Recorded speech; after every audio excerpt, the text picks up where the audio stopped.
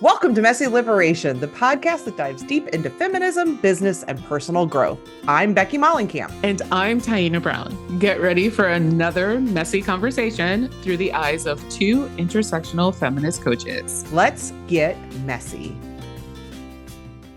We have a guest today, Portia. How do you say your last name? Is it Osumaré? It is Osumaré. Osumaré. Thank you. Tell everyone what you were just saying about Happy Wednesday. This is Wednesdays we're recording this, folks. I was saying Happy Zoran Mamdani Wednesday. Happy One Step November. Towards Liberation Wednesday. Just November saying. 5th. Yep.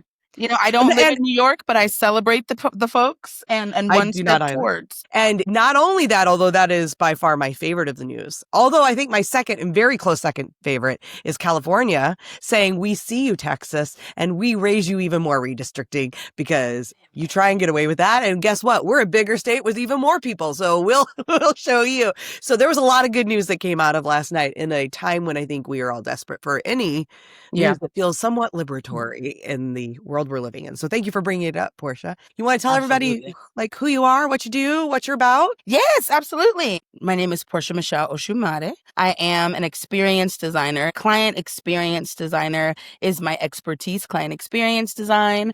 I get the privilege of walking alongside a variety of folks in business aggregation and a good bit of business strategy and a good bit of business coaching as a part of helping people plan out the client experience around their offers, products, and services. I have been getting to do it for a good solid long time. I have my heart. My heart is really in what I call called to contribute entrepreneurs. And so I gather a group of them together. We call ourselves the Business Cousins. And then I sit on the Zoom with people one-on-one and help them figure out how to make something delicious and wonderful for the people they really care about. And it's my favorite job I've ever done. I've done lots of jobs. It's my favorite one I've ever done. I love it. And you're in Vegas, right? I am in Las Vegas. Is that Dr. Maya Angelou behind you? It is. It's my favorite Maya Angelou quote. I can't read the quote, so tell us what the quote says. It says, be a rainbow and try to be a rainbow in someone's cloud. Okay. From that. And it's not a Maya Angelou quote, like her personal quote, but she is re-quoting a song. And it reminds me every time I know you all can't see, but like directly across in my eyesight every day is also the Maya Angelou Continue poem. I feel like Maya Angelou is one of call the patron saints of my business. When I think about I didn't do the podcast recording, and did I send somebody in a follow up on, LinkedIn? I go would Maya be proud of the work that I did today? Let's just let that be enough. She's the measuring stick. Truly. Yeah. Truly. That's awesome. And I think in a conversation around since we're on the Messy Liberation podcast, the conversation around liberatory thought, my favorite thing about Maya is Dr. Maya Angelou, right? It's singer, dancer, political activist, writer, poet, speaker, teacher. I love so much, and as somebody who considers myself a very multi-hyphenate, very neurodivergent working creative, I love how every piece of her life was used to liberate others, to love on others, to make the world the kind of place that she wanted to live in. And she wasn't boxed into an industry or a job title or a career even per se. And that really matters a lot to me as I create for myself and for my clients. The reality of a full lived life is that you're going to do a lot of things. Not everybody is a machine or a commodity that does one thing for all their life, and that's the only thing that they'll ever do to do their good in the world. Most of us have flavor. Most of us have color and expression. I think that the more that we let ourselves actually let that be okay and not make it wrong, the better the world looks based on our contribution, if you ask me. Yeah. I love that. I just want to say, for the bulk of my life, it speaks to my, what I think is probably Irish heritage, although I don't actually know my heritage at all, but I'm just assuming based on the fact that salt is too much flavor for me. Pepper is too much flavor for me. I am a blandy girl, right? I'm as white gets because I just am no color, no flavor. As you're talking about color and flavor, I'm oh, that's not me. And for the longest part of my life, I live my life thinking, and I don't even know where it came in, but I'm curious, if this resonates with either of you, if, through maybe a capitalist lens is probably where it was, which is I was supposed to do one thing. I was supposed to pick out that one thing, go to college, get it, master it, the rest of my life, and then retire from it, which I'm assuming is part of the capitalist message of how to make me a good cog in the machine. Because if I just do the one thing and I wash, rinse, repeat for the rest of my life, boy, there's no better substitute, like, until we are fully replaced by robots. There is nothing better than in a worker that you want than somebody who just shows up every day, does their thing, and then goes home, right? And it took me a really long time to deprogram. I don't know that I'm much more colorful or spicy at this point in my food preferences and everything else. However, in my life, I am finally embracing my hyphen and all the things, like, slowly beginning to embrace the hyphens in my life and saying, yeah, I don't want to do just one thing.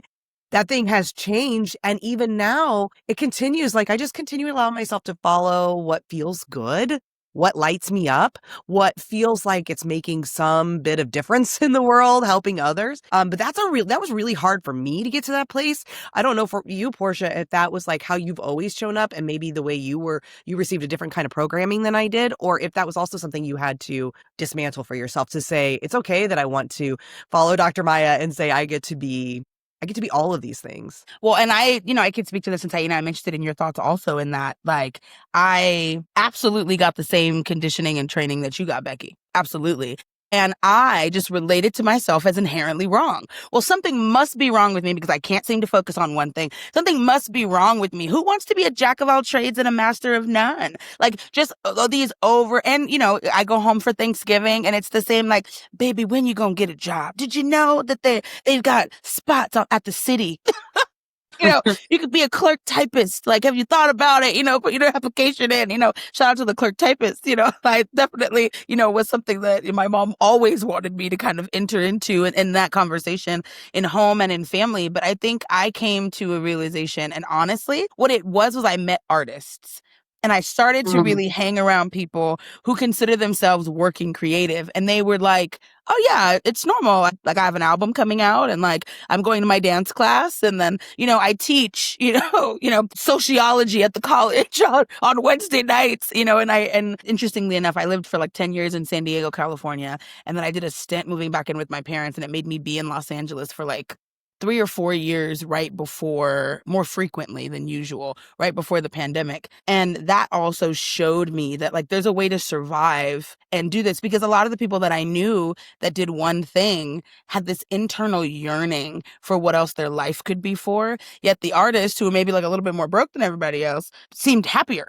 Yeah, and expressed. And for me, I think I went through an interesting mental health struggle before I really launched my business.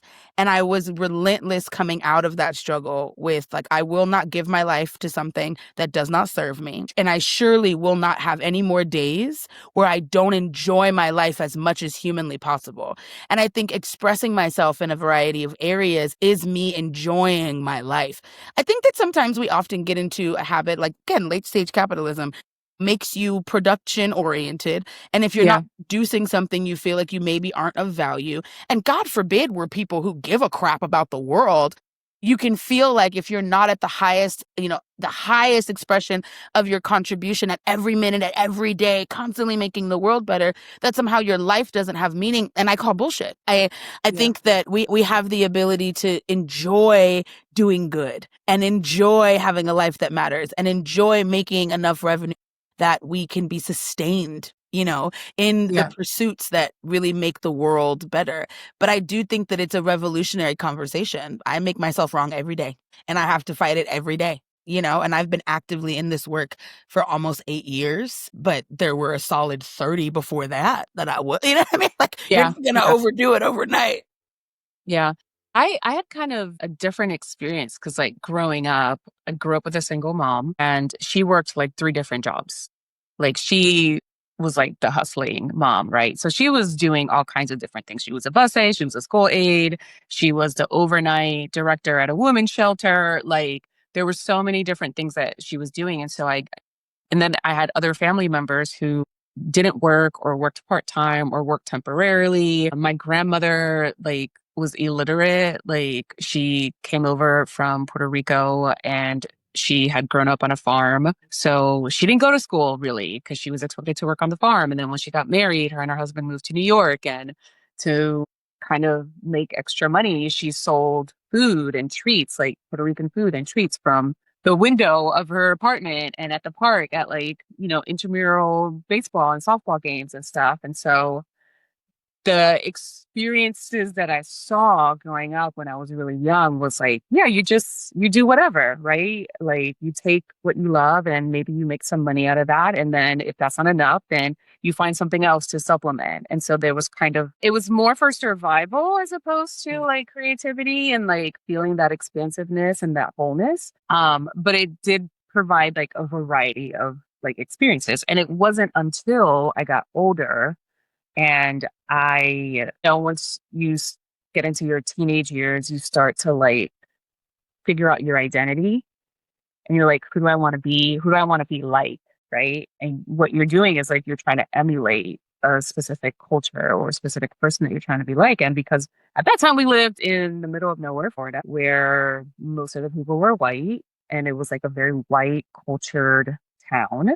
This is normal. Like this is the norm. This is the kind of culture I should be assimilating to. And so, and then it was like this indoctrination of like, well, there's one right way to do things and you have to pick one thing and it has to be orderly. And if it's messy, then it's wrong. And so it took me a long time to unlearn. And so and then add in church trauma, add in religious trauma to that. And it just exacerbates that whole thing about there's one right mode, there's one right way to live your life. And anything that's beyond that is now it's not just messy and wrong, but now it's sinful. Now it's a moral flaw, a character flaw. And so unlearning that, but I did unlearn a lot of it by hanging out with creatives, right? By hanging out with people who were creatives. And most of the creatives that I hung out with were queer, right? And so I think there's a quote, I forgot who said it, by this trans artist, I think, who said, queerness saved my life. Like queerness is not something that was oppressive to me. It saved my life because it forced me to expand my definition of what it means to be a human and what it means to live as a human being on this planet. I had to create myself in order to feel like a person. And so that I think is the messiest thing that we can do, is create ourselves outside of any expectation of what the world has for us. Sorry, that was a really long tangent. No, it's okay, because queer doesn't fit in the boxes, right? I think that's a lot of what we're talking about is like, we've all been given these boxes that we're supposed to fit inside. And that includes that like linear path for your life. It should look this way. You should figure out what the thing is, do that thing, be a good worker, be ultimately. But being queer doesn't fit in the boxes of, man, woman, heterosexual, like whatever the things are that we're supposed to. And so that ultimately then starts making you have to question either I'm wrong, which I think a lot of people take on for a long time, right? The shame. But if you can break through that and start to say, is it that I'm wrong and all these other people I know are wrong?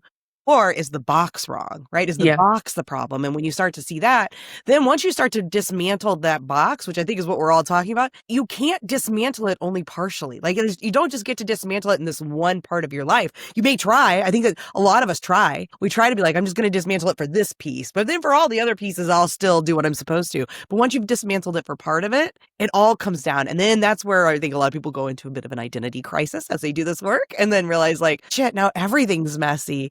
And do I embrace it or do I continue to feel shame, bad, whatever around it? But it was interesting that you said that because messy has always felt like a bad word to me. And I'm only just now sitting with this as she said that going like, oh, she's so messy. Well, right. And like, well, I mean, from the time we're young, if you spill, it's messy. That's bad. We start teaching kids to color inside the lines as soon as possible because we want their pictures to look messy. We want to make sure that they're dressed and their clothes are all matching so they don't look messy. We don't want other people judging us for how our kids look. We don't want people to judge us for being messy, sloppy, whatever. And it's like, messy, it doesn't have to be bad. Messy just means that it's not fitting in that box. And can we start to embrace that? Portia, what's coming up for you as you're hearing all that? It's so interesting because, one, as a very queer person, and I think that there's a difference. I always tell people there's a difference between being homosexual and being like socially queer. Yeah. It's a political statement, and it is a community placement. I always tell people, particularly my girlfriends that are heterosexual or who exist in spaces that are primarily either hegemonic, like church, heterosexual, like very white community, or whatever it looks like, to where everyone looks the same, but you're slightly different. Like being in those spaces, You're queer. yeah, are very different than being in spaces where everyone is queer and everyone's on a journey of discovering what that looks like on their own. The way that people community in those spaces is unlike anything I've ever seen. And I'm a community girly. Like I study communities and I study retention and engagement and the things that make people, excited to want to do something collectively together, and particularly a varied expanse. Like I always tell people, I think people who are outside of the queer community forget that like queer is like one defining factor. It means you're going to get all ages, all races, all backgrounds. All that they have in common is that they're queer, but there's just very little in common elsewhere of that. Yet they move so often, it's like a very beautiful microcosm of how in the country we can do very diverse groups of people well. But what's interesting to me when you were saying this that stood out to me is like that idea that, when you are a person who I call a fringy, like you exist on the fringes, whether you're queer, like as a person, like I have all the fringe identities. I always laugh with my friends, like I'm a fat person, I'm a queer person, I'm a Black person, I'm a woman, I am differently abled, I'm neurodivergent, I'm polyamorous, like I'm a fringy human. I exist on the outskirts of most things, but it teaches you so much about carving your own lane. And I think that the truth is, I think that the reason why a lot of us are having these ahas and these breakthroughs is because it is dangerous to the systems that we live in to be liberated in these ways. Even just us all being relatively feminine identified, how you're socialized as a woman. You don't want to be messy because messy is uncontrollable. We don't want you. And if we think about, in so many places, it is messy. It is difficult to wrap your brain around the technological concepts because they're non-linear, because nature is non-linear. It is a mirror of the things that actually work. I think that our systems are built to not work best for us. They're built to build profit and build stability for the people who want to control large groups. And if you want to control a large group, they can't be messy. They can't be queer. They can't be different. That is an affront to my ability to be able to control massive amounts of people and get them to do what I want them to do, which I think is part of the reason why a lot of us are getting this message now, because a lot of these systems are crumbling. And so there's a little bit more wiggle room of permission to say, oh, well, wait, well, I can't actually trust this system. Look what it's doing. Maybe I can't also trust how it views me. Oh, maybe I can then view myself differently. What would that mean? And what kind of life, to Becky's point, like how does it get to everywhere? It's like turmeric. It gets on everything. Like, well, what else must I reimagine, relook at, consider differently if I'm liberating myself in this little tiny corner? That's honestly what comes up for me is the idea that we didn't get here by accident. Like this was a created, controlled experiment that is breaking, and quite a few of us are waking in the break. Yeah. I found the quote. It's by Ocean Vuong. They're an author. It says, "Being queer saves my life. Often we see queerness as deprivation. But when I look at my life, I saw that queerness demanded an alternative innovation from me. I had to make alternative routes. It made me curious. It made me ask, is this enough for me?" And I think that question, right? Like, I think everyone at some point in their life gets to the point where they ask themselves that of their life. Is this enough? Is this job enough? Is this relationship enough? Is this city enough? Right? Is this community enough? And the thing about capitalism is that like it's so extractive, right? That like it forces us to kind of get into this mindset of it's never enough, but in the wrong direction. Yeah. You know what I mean? Like it's never enough, so we have to be more productive. Not it's never enough, so I need to pull back and get back in touch with myself, right? And get back in touch with who I am and what my actual needs are. It's never enough because the machine needs more of me, as opposed to it's never enough because I need more of me. My family needs more of me. My community needs more of me. And I like what you said about control, right? But it made me think like, and this is fresh on my mind because my wife and I went to go see One Battle After Another yesterday. Haven't seen it? Wait, One Battle After Another. What's it about? It's the new Paul Thomas Anderson movie. With Leonardo DiCaprio and Tiana. Husband of Maya Yes, Rudolph. I have seen that. I was like, okay, wait, now I didn't know the name. It reminded me of like Everything Everywhere All at Once. And because that, like, I can never wrap my brain around the title. I love it. She saw it. The Tiana Taylor movie, right? Yeah. Yeah. How triggered were you watching it? I was just like, I also often don't watch a lot of like very action, big gun movies. So there was also that. But I was just like, and it was triggering on all fronts. Yes. In the sense of like good, bad, indifferent, and just messy. It was to the It was very messy. It was very messy. I had to step out for a few minutes to gather myself. And then when I came back, I was fine for a while. And then towards the end, I was literally having like a bit of an anxiety moment, finishing it off. But I bring it up because this idea of like control, like the systems, these like systems that force us to extract from ourselves and not really like thrive and live in community. It forces us to be orderly, but then the people who are like controlling the systems or like operating the machinery, they're fucking messy as fuck, right?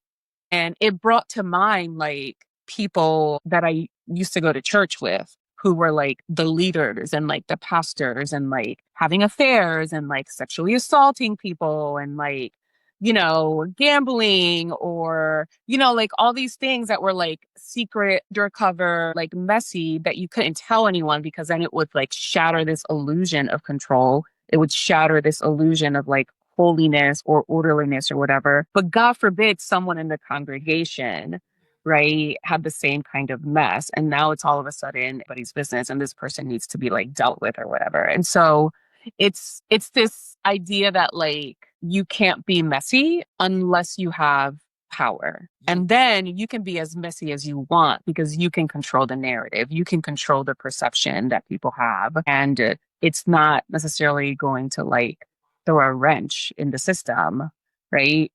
Because you built the system. But it's also so like not to like bring too much empathy to those in power, only to say that when you see all that, you can see the projection that's happening. The unhealed person with power, then instead of because they're unhealed and unable to be healed, and there's no one holding them accountable for healing because they're now at the top of that tower. Like they just project all of their own unhealed shit, all of their trauma, all of their shame, all of that stuff onto everyone else. And you can see sometimes where you're just like, if you would just go get some fucking therapy and deal with your own trauma and your own shame around all of that and stop instead trying to make others sort of fit the narrative of who you think you should be, right? We would all do a whole lot better. But I know that that's not realistic and going to happen. But like you can see that, like it's so sad, I think, that those people just aren't dealing with their shit. And so by not dealing with it, they're making everyone else sort of, they're forcing others to deal with it. Yeah. I mean, but to be real, like, would they? Do they? I think that's the interesting thing to me about that. It's like something that you said in that Taina and Becky is, and what was interesting about that movie is like, the truth is, humanity is messy and humans are non-linear, non-expectate. Like you can't expect it. Everyone comes here for their own journey. And in my spiritual practice, I'm of the belief that you choose a life here and you know how messy it's going to be. You choose the mess, like Soul in the little Disney movie. When you're looking down, you're like, oh yeah, I'm going to have a mom that treats me this way. And you know, you person, could you come and, you know, make me feel abused in this particular way? Because this is going to help me to grow this particular learning and skill set. So I say all of that to say that I think that it's an interesting thing that power allows people to be human, but when you don't have it, you must be a machine. That is what's so interesting to me about what it is that you said. It's like money, power, and access allows for you to have you know, a story arc. You get to be someone who we have empathy for because you get to be someone who we're like, oh, you know, the banks, I mean, oh, they screwed up. Let's bail them out. When was the last time someone bailed my business out when I had an issue or a situation? And I find it so funny and also imperative that we stop giving people a pass because they hold more weight and more responsibility than others than we give ourselves. If they're allowed to be messy, then we're allowed to be messy because humanity is messy. And I have so much compassion for people who are holding, you know, certain amounts of weight in regards to decision making. And that doesn't mean that we have to be perfectly little soldiers while they get to be haphazard with millions of people's lives. Right. You know, it's an interesting thing. It's like, as a person that holds people every day in my business, every morning I've got to check my stuff. Every day I got to navigate what it is to me to be able to dump what I've got going so that I can actually stand and hold space for another person. the fact that that responsibility doesn't lie with the people who have billions of dollars and influence millions of humans tells us that we've got a bit of a topsy-turvy that's necessary to do. And to be honest, I don't think that it comes from taking shots at the top. I think that it comes from allowing ourselves to be slightly more messy and take up more space and give ourselves more permission to be human, because I do think that humanity is messy. The feminine is messy. Like the idea that what we call messy is just nonlinear. It's just not white. It's not capitalist. Not, Anglo-Saxon. Heteronormative. You know what I mean? Like, and I struggle even. It's interesting that we call it messy, because it reminds me of, James Cook coming to the Polynesian islands and calling them savages. When you really know how deep the technology actually goes, of how thousands, hundred thousands of years these people lived in perfect harmony with themselves and the land, and your people died in 6 months, unable to be able to navigate just being on another type of land. Who is the more underdeveloped? It continues. I mean, what's happening in Israel and Gaza, and the language happening there, and why this ethnic cleansing needs to happen, right? Because of the savagery of this entity of Hamas, right? And trying to, again, put everyone into this box so that they're all the same, and that doesn't go away. I'd love to shift it, because I want to make sure, because we have a limited time with you, that we also talk about business, not just like in gross ways, but like, I love what you just said about like every morning I have to check myself. Because if we're trying to dismantle all of these systems within ourselves, we have to watch for the ways that they can show up in some of the sneakiest ways. And I find business is definitely one of those places, because it's just, I mean, it is us participating in capitalism despite hating capitalism, but we can't leave it, right? So it's one of those ways that I find it's really challenging. Like, I mean, parenting's challenging. All the places are challenging, but business tends to be, for me, really challenging to like check myself, watch for all that icky stuff to show up.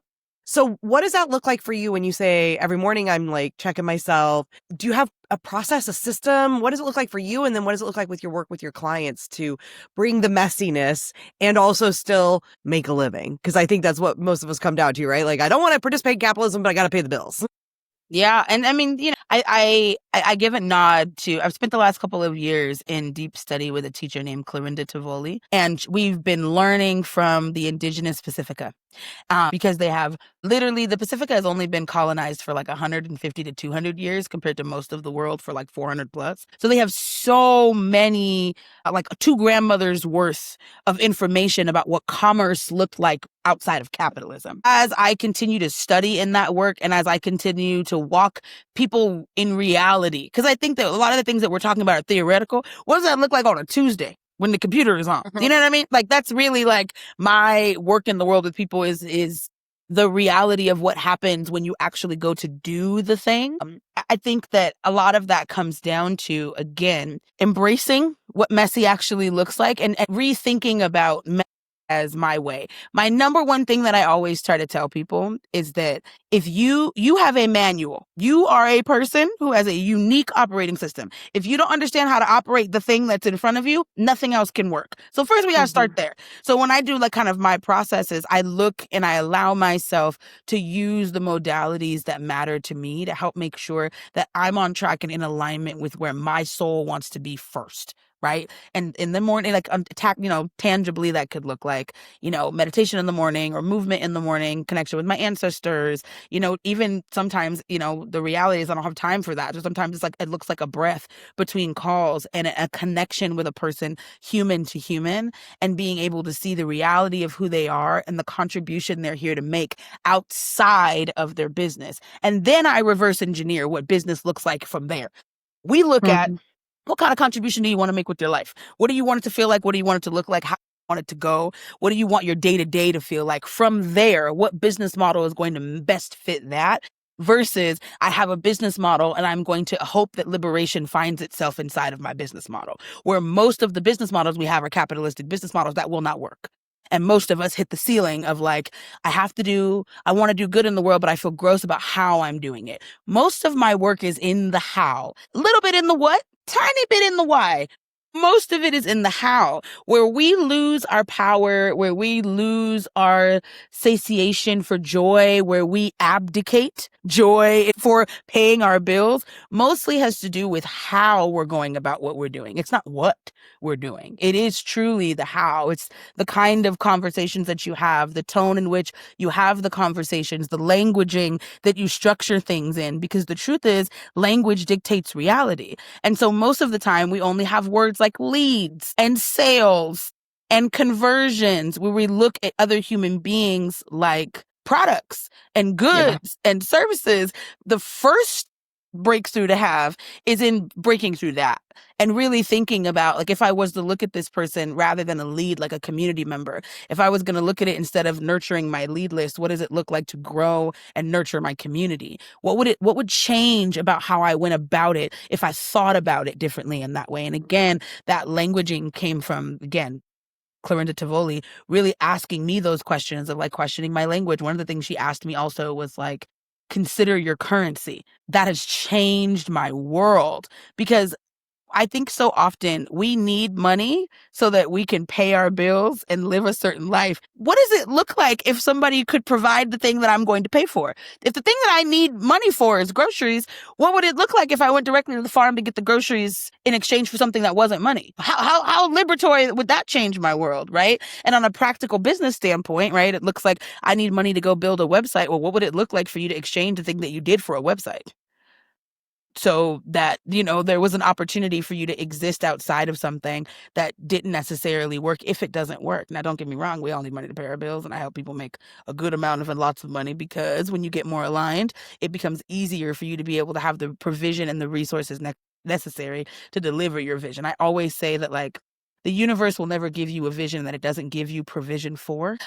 It just really comes down to the alignment of where that provision is coming. And oftentimes when provision moves, it's typically also when I know that resonance has shifted, right? We often try to, like, beat something and be like, why isn't it making it work? It's like, maybe the resonance has shifted, and you can be brave enough to look at where resonance exists in another place. Because we think about it only being one way. But I think the overarching thing I'm saying, I think, in this conversation is, like, allow yourself to rethink what you think is possible, and get to know yourself well enough to know how you would want your world to work, and then dictate it from there. Meet the people who feel excited about that, the people who could help you to create that, rather than the people who are going to tell you, oh no, it needs to go this checkbox A, point B, it must look like this, do this formula, I have a 6-point program, and everybody must fit into 6 points. Yeah. Like, that reality is shifting for a lot of us. And the faster that coaches and consultants can wrap our brains around that, because we're going to hit it first, I think the easier most of the world will go. Yeah. I think really quickly, Taina, because I think Taina and I both probably in our business focus more on I'm curious what you think, Taina, focus more on the why than the how. Maybe not for you, but certainly with me, with a lot of my clients, it's, so much of the work is in the why. And the how, like you said, it's so important. And I think that's probably the most challenging in some ways, because it's also so flippin' individual. And I think there's so much to dismantle there, because we have been given so much of these prescriptions, checklists, the things that, like, the way we're supposed to show up, because it's like, this plan worked for me, so of course it'll work for everyone, which is obviously not true. So what you're saying really resonates. Also with that language thing, I was just at a meeting with a bunch of moms. We're talking about some inequities in our school district, and particularly with our school. And one of the moms was saying that the principal, because she's also a teacher, an educator, they're required to call the students scholars and not students. And some of the people were kind of rolling their eyes like, oh, but I was like, I think that's lovely, because it's instead of student becomes this sort of, like, faceless, nameless, like you're saying, almost like a commodity, whereas scholar, while still not unique to an individual name, makes you think of somebody who's there to learn, right? They're not just a seat filler. These are people that we are trying to actually get excited about education, and seeing them as people who have that potential to learn, instead of just like, oh yeah, we have X% of kids who are not passing or whatever. It's like, these are scholars, and it's our job to help them. So anyway, I love language stuff too. I think it's so important. Okay, Yeah. Taina, I want to hear what you have to say. Yeah. I would say I actually focus quite a bit on the how. I think most of the time when I'm working with clients, especially when there's a lot of not unlearning, but there's a pivot that happens where someone might think, I just need a new job. right? Because this job is like toxic. And what I always tell people is like, every job is toxic because we live in a capitalist society, like no matter where you go. And so there's always going to be something that you're going to have to navigate. So the question is not, how do you remove yourself from the system? The question is, how do you navigate that system in a way that doesn't wear you down? How do you navigate that system in a way that still leaves room for your humanity, still leaves room for you as a person to find that joy and find fulfillment and leave work, like leave it at the end of the day. But I think something you said, Portia, I wanted to, what was it? Messy in real time. I love it. Yeah. Yeah. Community, right? So like, I think one of the like insidious ways of like this concept of just like orderliness, right? Of order, of structure creates, it forces people to become silos, right? Like there's this individualism that you kind of have to buy into in order to become orderly, right? Because everything is in a very specific place. Like my life is in my place and your life is in your place. And this relationship is here and that relationship is there. And it's very compartmentalized.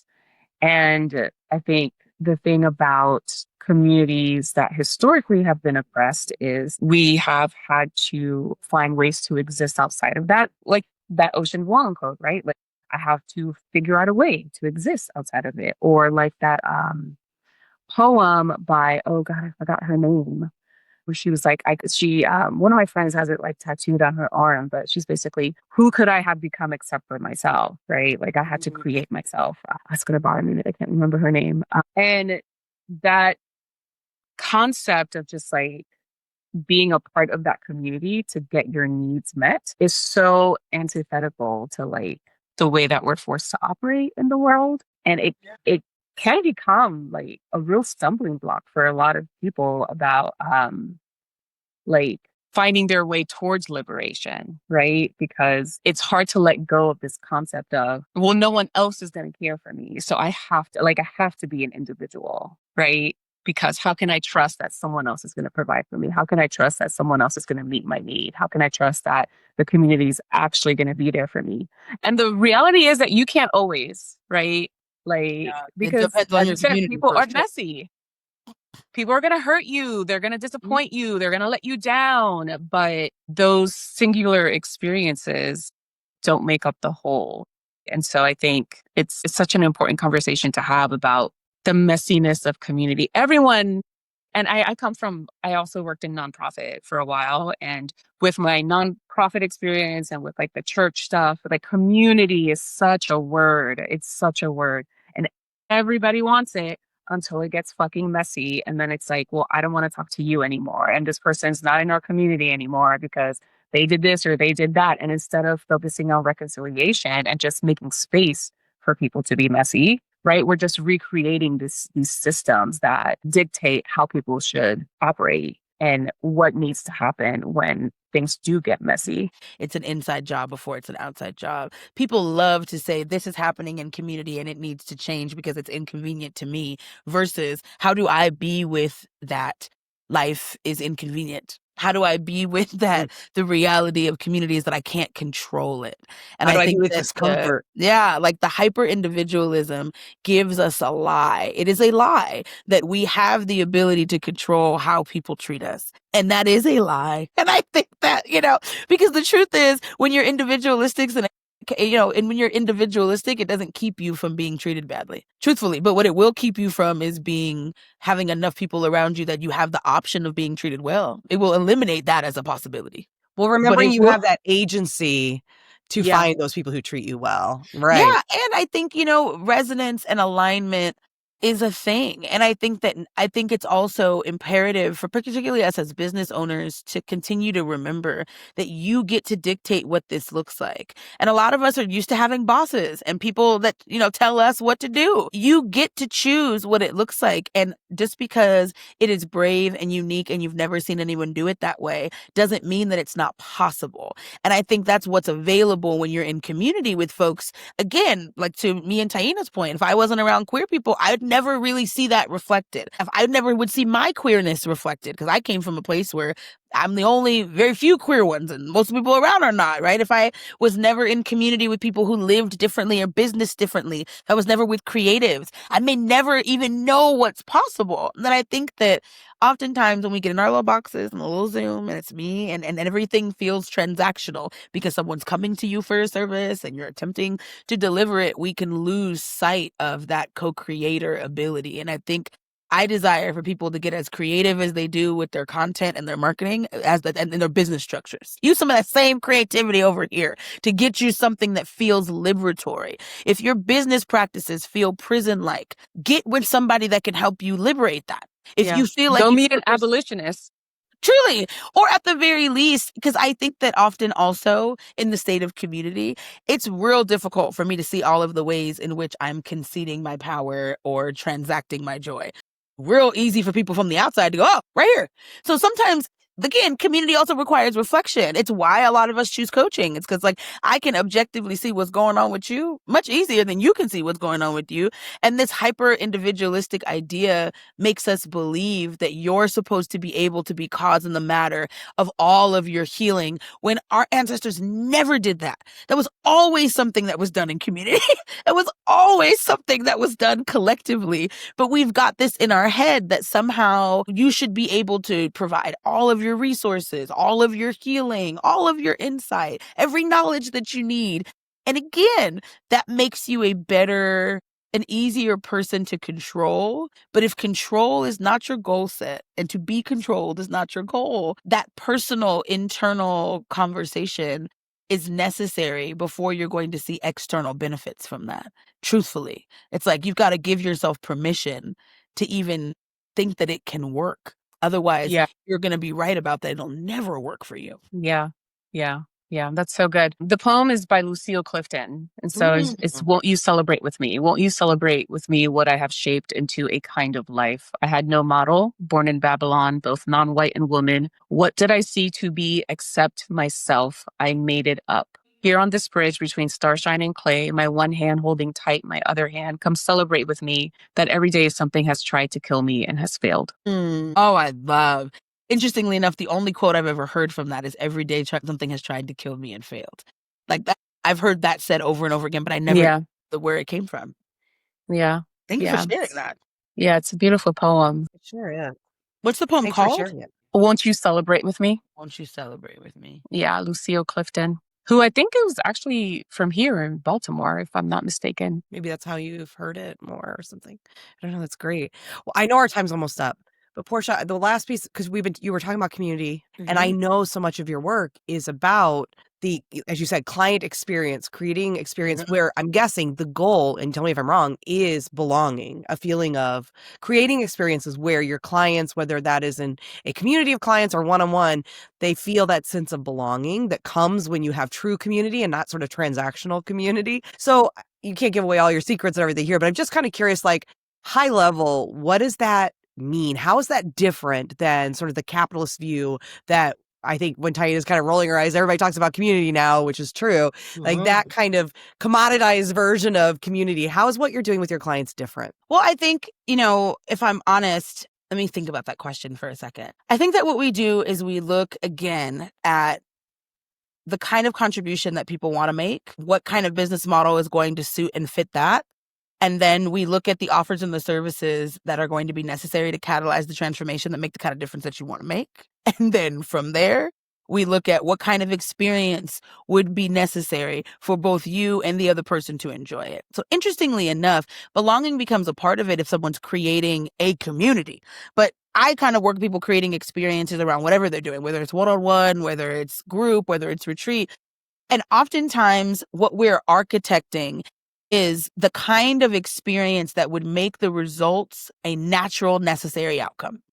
Right? So it's like if you desire people to share vulnerably and bravely, how do you create safety? What is the experience of safety and how does it show up in your offers and services? If you want people to go out there and make their first 6 figures, how do you create bravery and courage? And how do you let them practice? And what are the experiences that we create that actually encourage that? What happens in the one-to-one that lets them feel motivated enough that they can do it without you? And what happens in the group that lets them feel supported and safe enough to do something brand new and that would allow them to be able to create that result. I always tell people transformation and how you catalyze it is necessary in any business. I don't care what it is. There is a transformation required to get a result. You have to become someone who gets the result in and of itself, even if the transformation is simple. Like when I go into a restaurant, the transformation is I was hungry when I went in and I'm full now that I left. A transformation occurred and someone thought about what would be necessary for me to get the result that I paid for. My work is in helping people to catalyze the results for their people.